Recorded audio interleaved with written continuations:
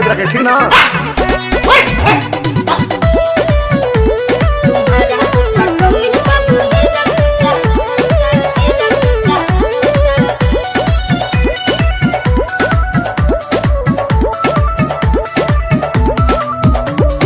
मिलने आई हो तो रखो संभाल के, बार बार चाटे मेरे डॉगी के गाल के।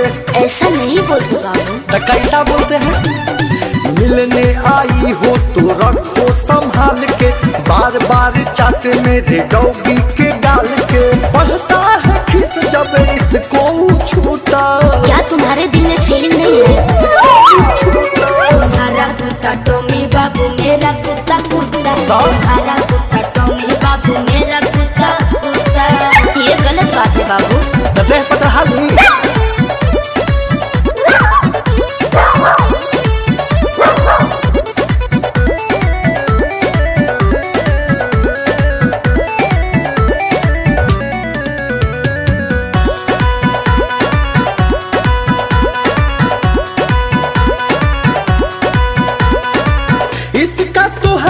आदत बेकार, डॉगी पे मेरे चढ़ जाता बार बार।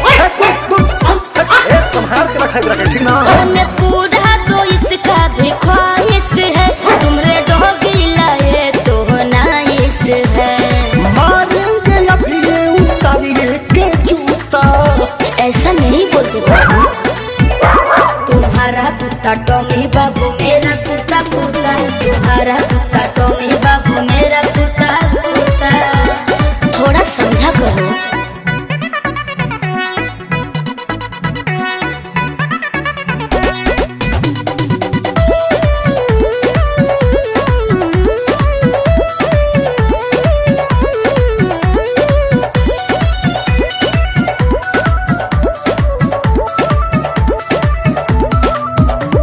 साफा साफा ये तो गया है बिगाड़।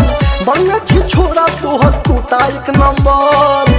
संभाल के रखे कुत्ता एक नंबर। नहीं करो तुम रमन बिहारी सवाल, तनी बुझो न राहुल हलचल है। छूटेगा मेरा डॉगी है ये अछूता। खिसिया कह रहे हो सोना जाने दो।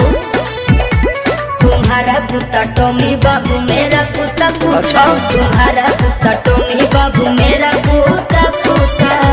थोड़ा मैनेज कर लो, गाड़ी लड़ जाने दो।